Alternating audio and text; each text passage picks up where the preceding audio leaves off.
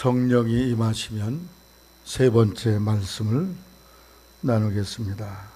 2주 전에 성령이 임하시면 육적인 현상이 있다고 그랬어요. 7가지 현상에 대해서 말씀을 드렸습니다.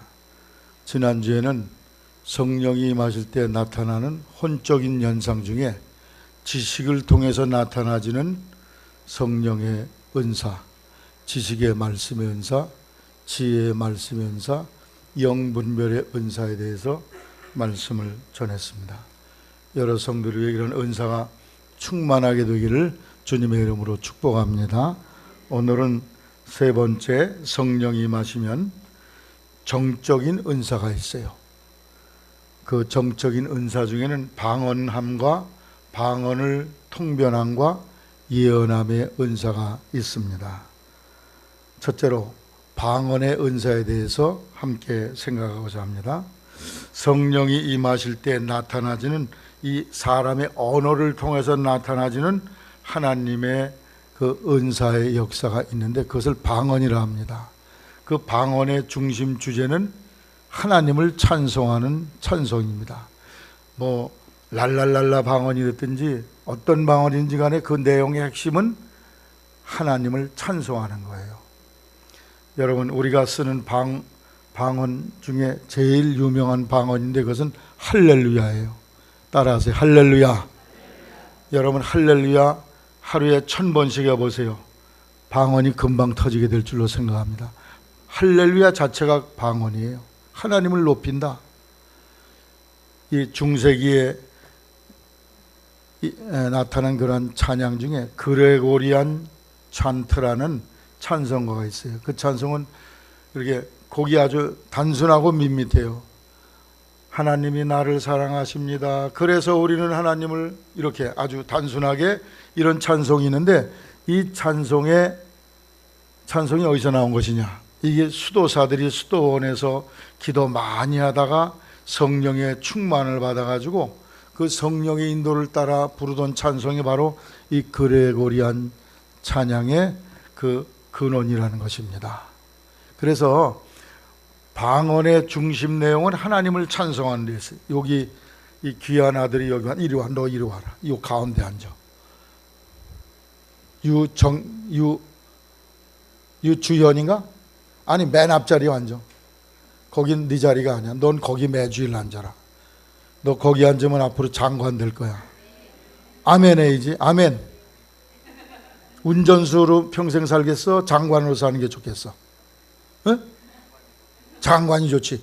장관 되고 싶은 그 자리가 네 자리야. 따라, 이 자리는 내가 장관 될 자리다. 그렇게 믿고 거기 있으면 30년 뒤에 너 장관 자리에 오를 테니까 믿어. 그렇게. 알았지? 그리고 매일 거기 앉아서 목사님 설교를 눈이 뚫어지게 쳐다봐. 목사님 얼굴을 쳐다봐. 손에 있는 거 다 옆에 놓고 딱 내 얼굴만 쳐다보세요. 그럼 반드시 장관의 자리에 오를 줄로 믿습니다. 그렇게 되고 싶으면 매주 거기 앉아. 꾸준히, 지속적으로. 자, 방언은 무슨 뜻이라고 그랬어요? 하나님을 찬송하는 것이라고 그랬어요. 그래서 성경에 방언에 대한 내용이 많이 나옵니다. 사도행전 2장 4절이하에 오순절날 열흘 동안 열심히 기도하던 성도들이 성령을 받고 머리 위마다 사람의 불꽃이 임하고 방언을 하기 시작했다고 그랬어요. 사도행전 10장 44절 이하에도 베드로 사도를 청해서 고넬료의 집에 예배를 드리고 났는데 예배한 뒤에 성령이 저들에게 임해서 방언을 말하며 하나님 높임을 듣게 되었다고 그랬어요. 그러니까 방언 자체가 하나님을 높이는 찬송의 내용이 들어있어요. 사도행전 19장 6절 이하에 바울이 빌립보에서 말씀을 전할 때 거기 있는 성도들이 성령이 임함으로, 안수할 때 성령이 임함으로 방언도 하고 예언도 하니 모두 12사람이 되었다 그랬어요. 마가복음 16장 17절에 믿는 자들에게 이런 표적이 따르니 곧 저희가 내 이름으로 귀신을 쫓아내며 따라서 새 방언을 말하며, 하나님의 성령이 임하면 믿는 자에게 새 방언을 말하게 하신다고 말씀을 하고 있어요. 여러분이 이미 여러분 속에 하나님 나라의 말, 즉 방언이 임해 있음을 믿게 되시기를 바랍니다. 나는 방언을 못한다. 그래도 여러분은 방언의 은사가 이미 와 있는 사람이에요. 지금 아기를 갓난 아기를 낳으면 걔는 한국말 할 수 있는 능력이 그 속에 들어있어요.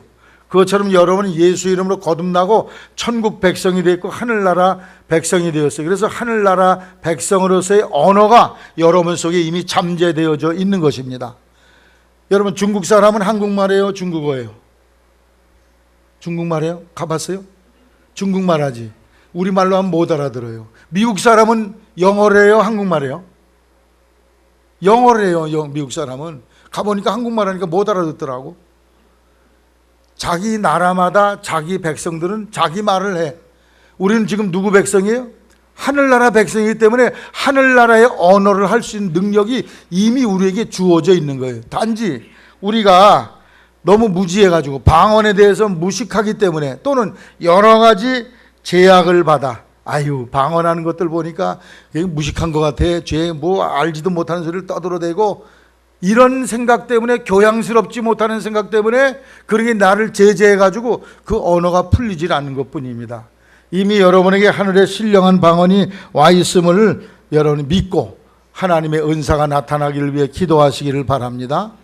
어떤 장로교에서는 방언하는 것은 그건 초대교회나 있었지 오순절 사건 이후에는 방언이 없다, 그렇게 가르치는 아주 골수분자적인 그런 장로교인도 있지만, 오늘날도 성령의 역사로 방언이 있음을 증명을 하고 있잖아요. 여러분들이 증거하고 있잖아요. 여러분이 방언하고 있지 않습니까? 저도 성령을 받고 방언의 은사를 받았던 그런 사람입니다. 방언에는 세 종류가 있어요. 첫째는 대인방언입니다. 따라요. 대인방언. 대인방언은 누구에게 하는 거예요? 대인이니까 사람에게 하는 방언이에요. 내가 방언을 하면 올레스케베이켈레스 이러면 여러분이 거기 있는 사람들이 알아듣는다니까. 그 말을 알아들어. 여기 중국 사람, 일본 사람, 뭐 미국 사람, 뭐 러시아 사람 다 와 있는데 내가 방언을 했더니 각각 자기 나라 말로 알아듣게 돼요. 참 신기하죠. 원래 언어는 하나였어요. 아담 때 하나님이 언어를 하나로 만들었는데 바벨탑을 쌓은 뒤에 하나님을 거역하니까 말이 다 갈라지게 했어요. 랄랄랄라 하는 사람, 뭐 너너너 하는 사람, 이런 사람끼리 서로 말이 안 통하니까 말이 다 쪼개지고 분열이 돼 버렸어요. 그런데 성령을 받으면 말이 하나로 통해. 그래가지고 뭐 여기서 방언을 하면 듣는 사람이 다 알아듣게 된다는 거예요. 그 대표적인 내용이 사도행전 2장 1절 이하에 나와 있어요. 성령을 받고 그때 오순절날이 돼서 사람들이 다 모였는데 전국 전 세계, 당시 세계에서 17개국에서 사람들이 왔어요. 그런데 사도들이 방언을 하니까 저들이 각각 자기가 태어난 나라의 언어로 그 말을 듣게 되었다는 거예요. 얼마나 신비합니까? 사도가 얘기하는데 각각 자기, 일본 사람 일본말로, 중국 사람 중국말로 그 소리가 들리는 거야. 언어의 그 장벽이 다 무너지고 하나가 되는 기적이 일어났어요. 여러분이 이러한 신비한 은사와 은혜를 체험하게 되시기를 바랍니다. 그저 교회 나와서 교양스럽게 그저 예배드리고 교회단 왔다 갔다 하고 그런 종교생활만 계속하면 신앙이 재미가 없어. 이런 신령하고 신비한 은사를 체험해야, 아이고 이런 세계가 있네, 하나님의 세계가 있네, 너무 놀랍고 신비하다. 그래서 여러분의 믿음이 발전되고 성장하게 되어 있는 겁니다. 여러분이 이러한 신령한 은사를 체험하기를 바랍니다. 어떤 목사님이 러시아에 가서 설교를 하려고 하는데 거기에 통역관을 기다렸습니다. 근데 통역관이 도무지 오질 않아. 그래서 그냥 자기가 아는 말로 방언으로 막 설교를 했더니 거기 있는 사람들이 다 아멘 아멘 하고 은혜를 받고 회개하고 변화가 되더라는 거예요. 어떻게 됐을까요? 이 목사님의 방언이 그 사람들에게는 자기 나라 말로 들렸던 것입니다. 할렐루야. 놀라운 기적의 역사죠. 어느 목사님이 부흥 집회를 인도하는데 거기에 아주 초등학교도 나오지 못해서 한글도 모르는 그런 성도들이 대다수를 이루고 있는 아주 그런 성도들이 모인 교회인데, 성령이 임하면서 이 사람이 일본말을 하는 게 시작해요. 일본말, 한국말은 잘하는데 일본말은 전혀 배운 적도 없어. 학교를 다니지 않았으니까. 일본말로 하나님을 찬양하는데 그 성도들 중에 한 사람이 일본어를 아주 잘하는 사람이 있었는데 깜짝 놀란 거야. 아니 처음 불황무식한 사람이 어떻게 일본말을 하느냐 말이야. 할렐루야. 하나님이 언어의 문제를 해결하셔서 언어가 다 소통이 되도록 그렇게 만드셨어요. 이것이 바로 대신방언입니다. 대인방언이에요. 사람에게 알아듣게 하는 방언이. 방언을 하면 사람이 알아들어, 그 말을. 우리 말이 아닌데도, 영어도 아닌데도 뭐 랄랄랄라 그렇게 방언을 하는데도 그 말이 무슨 뜻인지를 다 알아듣게 된다는 거예요. 여러분도 그러한 신령한 은사가 있기를 주의 이름으로 당부를 드립니다. 둘째로 대신방언이 있어요. 따라하세요. 대신방언. 이건 사람은 알아듣질 못해. 뭐라고 떠들면 그냥 시끄럽기만 하다 이런 생각만 들지 무슨 말인지 하나도 알아듣질 못해. 그걸 영적인 언어입니다. 고린도전서 14장 2절에 방언을 말하는 자는 사람에게 하지 아니하고 하나님께 하나니. 누구에게 한다고요? 하나님께. 이는 따라서 알아듣는 자가 없고 알아듣질 못해. 방언을 하면 옆에서 알아듣질 못해. 그리고 그 영으로 비밀을 말한다. 비밀한 걸 하나님께 말하게 된다, 그런 말씀. 그래서 여러분이 방언 기도하는 속에는 우리는 못 알아들어도 그 속에 하나님의 비밀한 내용이 들어있어요. 그래서 그것이 하나님 보좌에 올려지게 되는 것입니다. 방언 어떤 유익이 있느냐? 고린도전서 14장 18절에 내가 너희 모든 사람보다 방언을 더 많이 말함으로 하나님께 감사하노라. 바울 사도가 방언을 여러 종류의 방언을 했다는 거예요. 이것은 우리말로 말하는 뭐 영어를 잘한다든지 히라보를 잘한다든지 일본어를 잘한다든지 이런 게 아니에요. 이건 하나님이 주셔서 하시는 말입니다. 그렇기 때문에 배워서 하는 말이 아닙니다. 그 말을 바울 사도가 많이 했다는 거예요. 방언을 하면 어떤 일이 생깁니까? 방언 기도는 성령께서 우리의 입을 통해서 나의 형편과 사정을 하나님께 말하고 기도하는 내용입니다. 여러분 자신에 대해서 잘 알고 계십니까? 나에 대해서 너무 잘 알고 있어요? 여러분 앞으로 1년 뒤에 또는 열흘 뒤에 있을 여러분의 일들에 대해서 알고 있어요? 몰라요. 전혀 모릅니다. 그런데 성령은 알까요? 모를까요? 성령은 알다마다. 그래서 내가 열흘 뒤에 닥칠 어려움과 곤란이 있으면 성령께서 그걸 알고 나를 통해서 입으로 방언으로 그 비밀한 걸 하나님께 보고하게 만들어서 그 문제를 척결하도록 해결하도록 그렇게 미리 예방적 역할을 하게 된다는 말씀입니다. 로마서 8장 26절에 이와 같이 성령도 우리 연약함을 도우시나니 우리가 마땅히 빌 바를 알지 못하나 우리 성령이 따라서 말할 수 없는 탄식으로 우리를 위하여 친히 간구하시니라. 대신 나를 위해 기도해 주셔. 그분이 뭘 통해서? 방언이라는 그 말을 통해서. 그러므로 내 형편과 사정은 내가 잘 몰라요. 한치 앞을 몰라. 그런 나의 형편을 그분이 아시고 말할 수 없는 탄식으로 나를 위해서 기도하는 것, 그것이 바로 방언 기도인 것입니다. 그래서 그 속에는 비밀이 숨어 있어요. 내가 모르는 비밀이 숨어 있다면 열흘 뒤에 무슨 일이 있다는 것을 미리 그분이 아시고 그걸 놓고서 기도하게 하신다, 그런 말씀이에요. 그러면 여러분이 방언을 여러분 자신이 이해하지 못해도 방언을 많이 하시기를 바랍니다. 많이 방언을 하면 할수록 여러분의 방언의 단계가 올라갈 수 있어요. 어떤 교회에 열심히 나오던 집사님이 나이가 많으셨는데 교회를 나오지 않으세요. 그래서 신방을 갔더니 얼굴에 중풍이 와가지고 얼굴이 축 늘어지는 거야. 말도 어눌하고 힘이 삐뚤어지고. 그래서 집사님 병원에 가셔야죠. 그랬더니 아이고 돈이 어디 있어요. 병원에 갈 돈 없습니다. 돈 없어서 병원에 못 간다는 거예요. 그러면 집사님 일주일 동안 우리 하나님 앞에 매일 집에서 예배를 드리도록 합시다.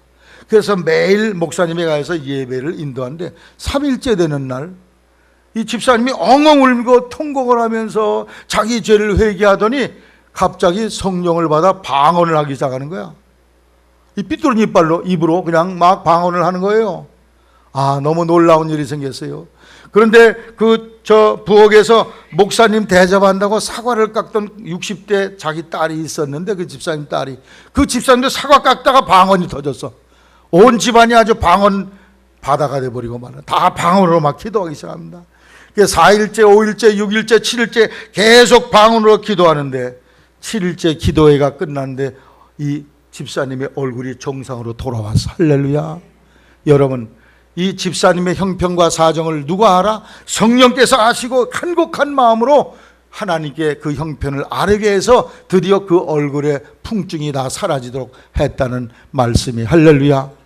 그러고 나서 치료가 된 뒤에 두둑히 봉투에 넣어서 감사함을 드리겠다고 그랬어요.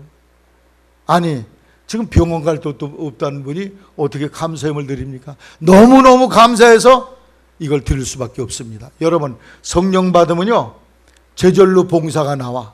11조든 뭐든 간에 몸으로 봉사하는 거든 모든 봉사가 제절로 돼. 하나 찬양대 좀 안 시켜주나?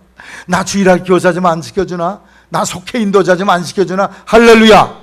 성령이 말라붙으면요 시켜도 못해. 시켜도 못해.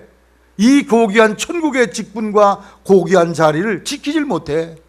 여러분 속에 성령이 충만해서, 은혜가 충만해서 신령한 언어를 말할 뿐 아니라 여러분 하나님께 충성을 드리는 삶으로 여러분 믿음이 발전되기를 주의 이름으로 당부를 드립니다. 또 큰 시련과 고난을 속에 기도할 때 여러분의 문제가 해결될 수가 있습니다.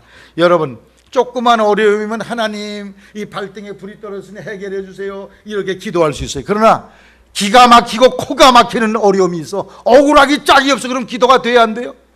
기도가 안 나와. 너무 아주 억울하면 기도가 안 나와.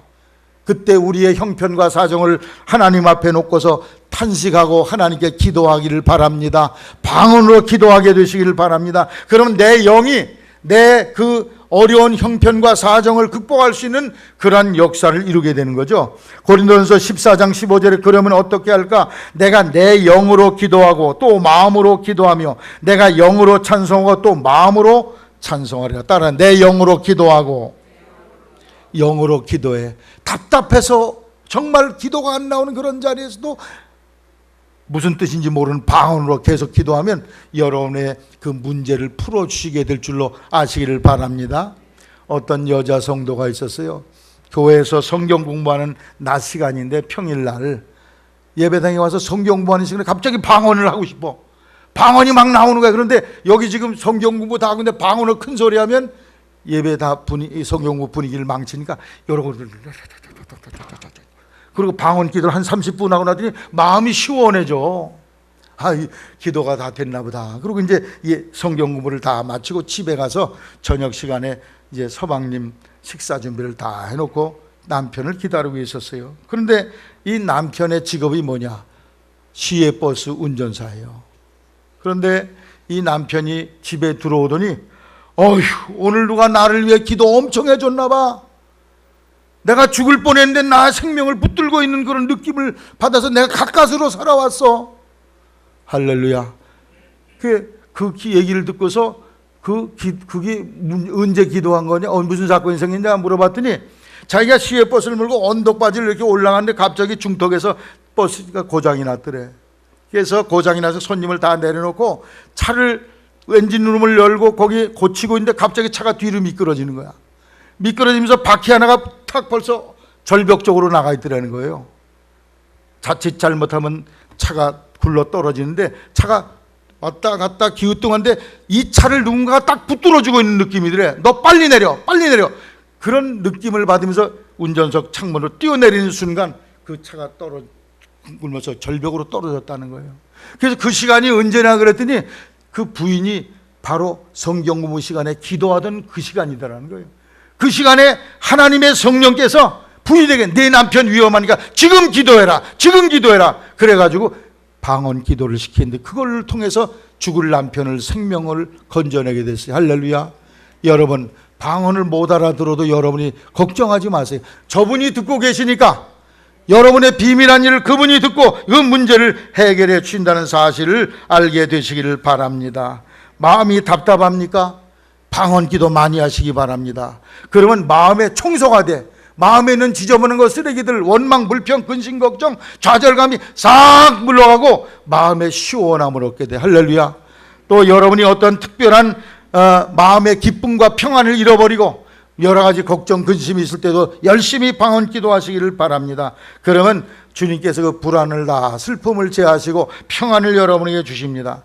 어떤 성도 가정에 어린애가 있었는데 얘가 자다가 잠꼬대를 하고 그냥 가위에 눌려가지고 아버지 무서워 죽겠다고, 엄마 무섭다고 그냥 매달리고 울기를 여러 번 해서 병원을 데려가서 얘를 치료하려고 그랬지만 그런 거 고칠 수가 없다는 거예요. 잘 자더니 또 어느 날도 또 그래요. 그래서 이 아버지가 그 아이의 머리에 손을 얹고 1시간 동안을 방언 기도를 했다는 거예요.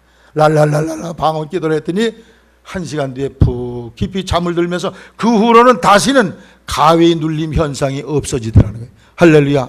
방언은 사탄 마귀 악한 영 이런 것들을 내쫓는 위대한 능력이 그 속에 나타나지게 합니다.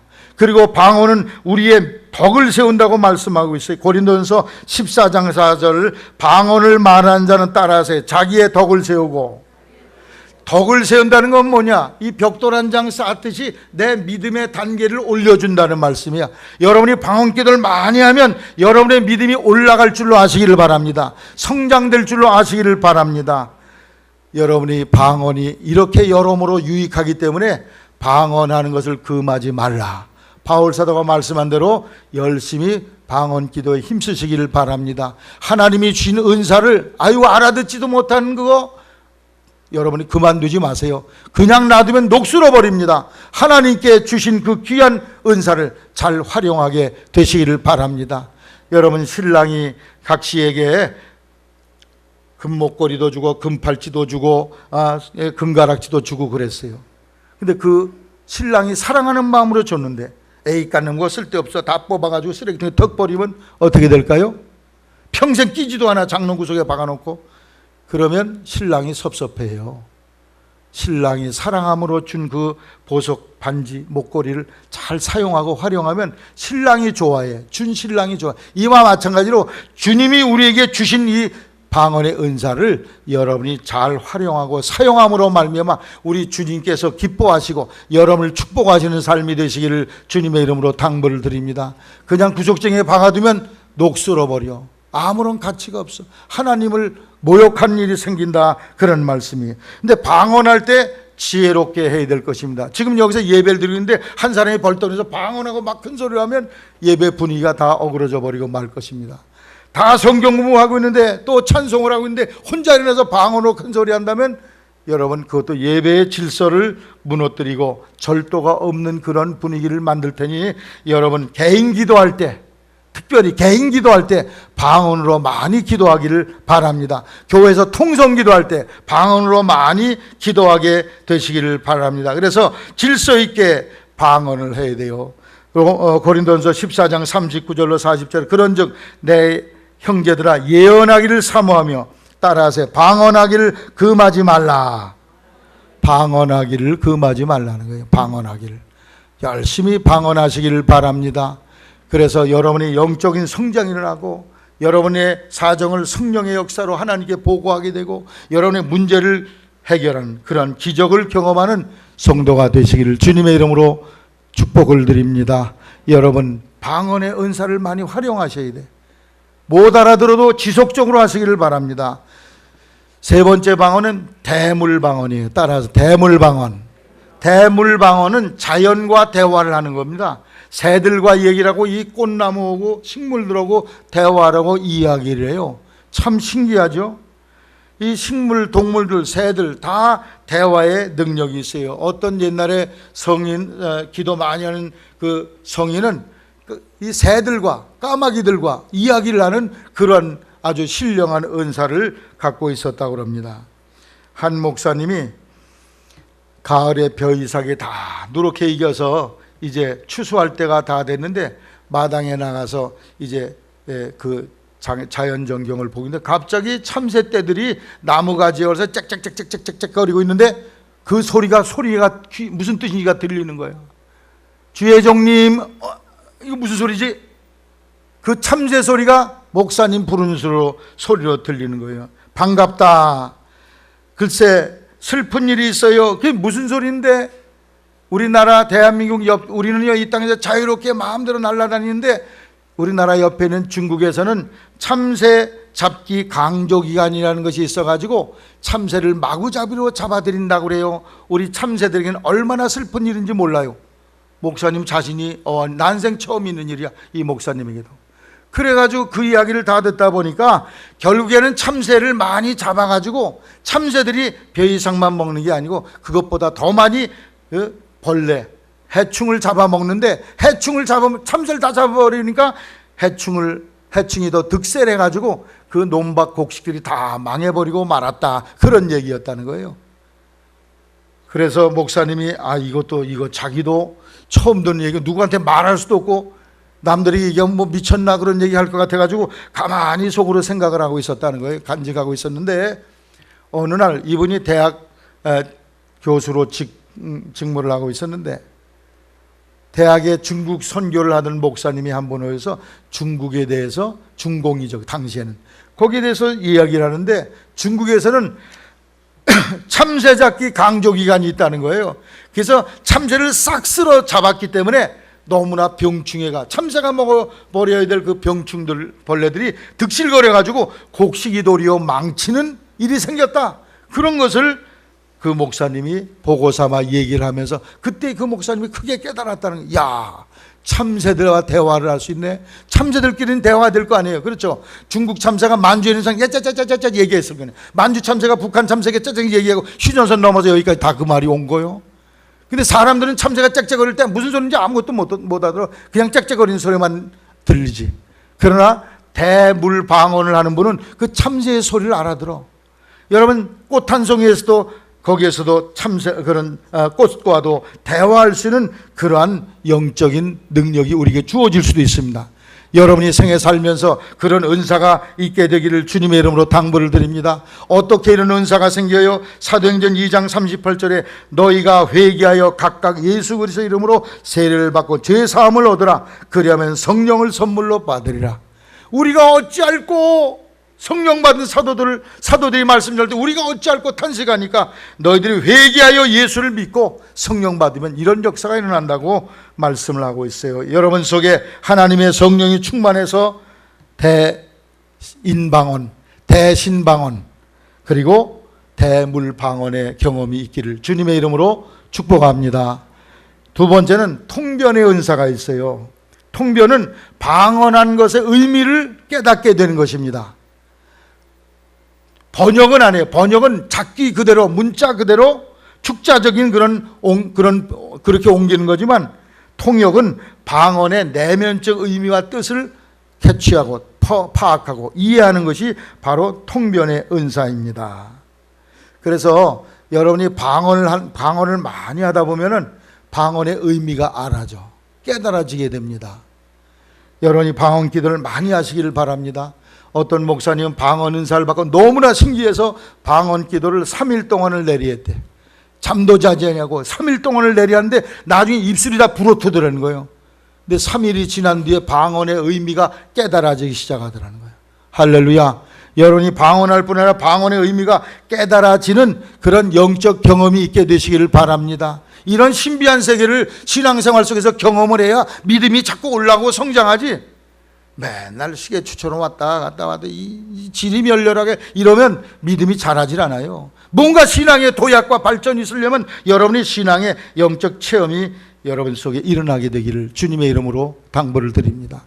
어느 목사님이 6.25 후에 어느 농촌에서 목회를 하는데 하루 저녁 때가 다 됐는데 그 산 너머에 있는 한 성도가 아프다는 정갈이 와서 목사님이 이제 신방을 가려고 그러는데 그 교회 근처에 사는 성도들이 신방 간다 그랬더니 목사님 가지 말라는 거야. 왜? 그 산 넘어가는데 거기 중공군이 떼죽음을 한다기 때문에 그 고개 넘는 사람보다 중공군 귀신들을 만난다는 거야. 뿐만 아니라 그 고개 넘어가다가 호랑이가 나타나서 호랑이 밥이 된 사람도 있다고 그러는 거예요. 그러니까 목사님 가지 말고 내일 날 밝을 때 가라고. 근데 목사님의 심정이야 성도가 아프대는데 어떻게 그냥 지나칩니까? 그래서 해가 지기 전에 먼저 산을 넘어갔어요. 갔다가 예배를 마치고 기도해드리고 돌아오는 길에 해가 다 깜깜하게 저물었어요. 이제 거기 동네 성도들이 말한 중공군이 많이 죽은 그 귀신 나오는 그 골짜기와 더불어서 호랑이 나오는 골짜기를 지나가야 돼. 목사님도 그 얘기를 안 듣고 왔으면 괜찮은데 쭈뼛하더라는 거예요. 그래서 이 목사님의 무기는 뭐냐? 방언 기도하는 거야. 그래서 방언 기도하면서 땀을 흘리면서 이 언덕 산 중턱쯤 올라가는데 방언의 뜻이 갑자기 생각이 나더래. 떠오르더래. 산 너머에 호랑이가 지나고 있다. 산 너머에 호랑이가 지나가고 있다는 거예요. 그래서 이 목사님이 두려운 마음도 있지만 그 두려운 생각을 떨쳐버리고 정상에 올라가서 저 아래를 보니까 희미하게 큰 동물 하나가 지나가고 있더라는 거예요. 이 목사님에게 미리 알려주신 거야. 저 너머에 호랑이가 지나가고 있으니까 호랑이 오고 만일 맞닥뜨리면 어떻게 될까?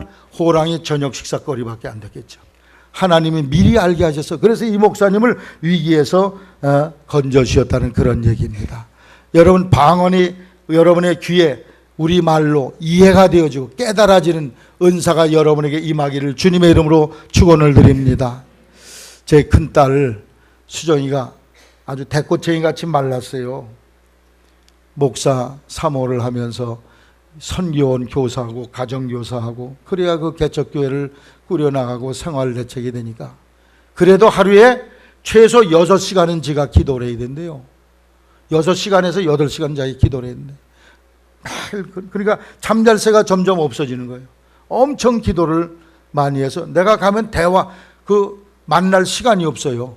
기도에 방해해서 만날 수가 없어요. 기도 방해한다고 만날 수가 없습니다. 그러던 어느 날 그에게 방언의 의미가 깨달아져. 성령의 역사로 방언의 의미가 파악이 되지는 그런 은사를 받았다고 그래요. 할렐루야. 하나님의 역사가 방언 많이 함으로 여러분에게 그 통변의 은사로 이어지기를 주님의 이름으로 당부를 드립니다. 끝으로 세 번째 은사는 예언의 은사입니다. 예언의 은사는 하나님의 말씀을 받아서 전하는 은사에 따라서 하나님의 말씀을 받아서 전한다. 그래서 다른 표현은 대언의 은사라고 그래요. 대언의 은사. 이것은 지식의 말씀의 은사, 지난주에 말씀드린 그 은사와도 맥을 같이 합니다.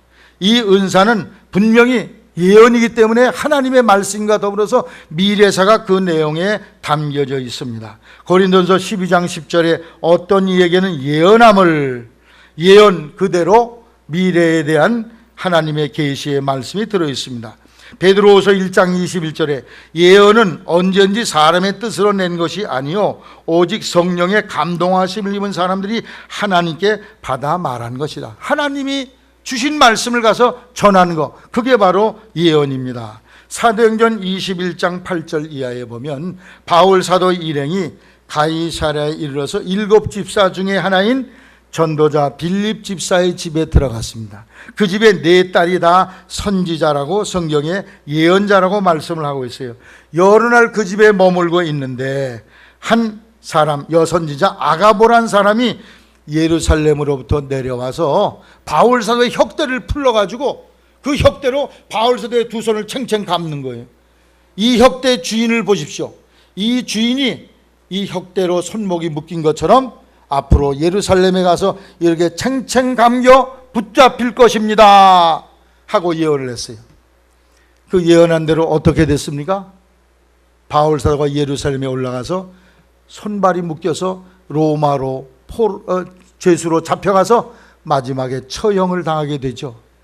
사랑하는 성도 여러분, 예언은 반드시 그 옳고 그름이 명백하게 드러납니다.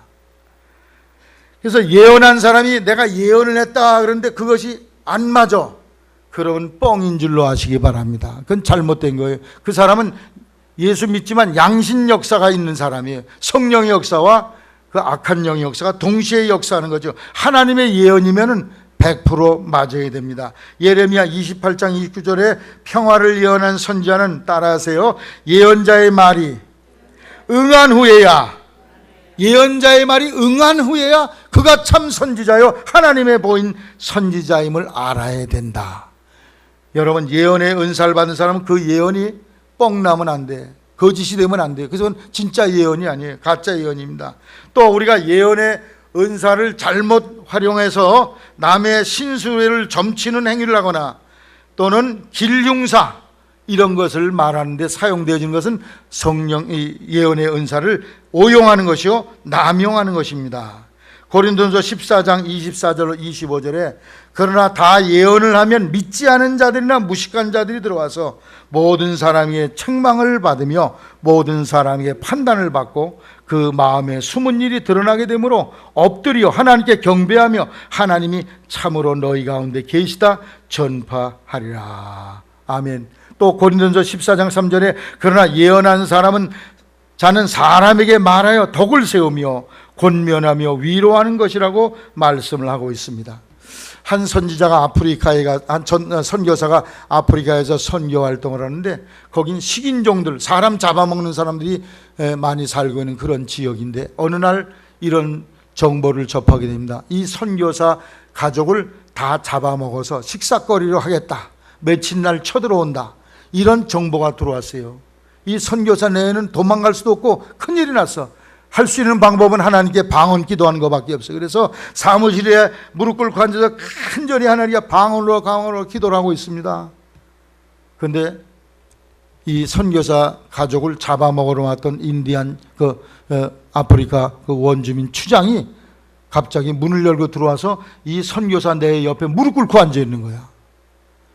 깜짝 놀래가지고 이 선교사가, 아니 당신 우리 잡아먹으려고 온 거 아니냐? 근데 왜 여기 들어왔습니까? 그랬더니, 아니 당신이 어떻게 내 과거를 그렇게 정확히 알아맞히며 지금 내 형편을 잘 알아맞히고 앞으로 될 일까지 어떻게 그렇게 잘 말하고 있습니까? 그러더라는 거예요.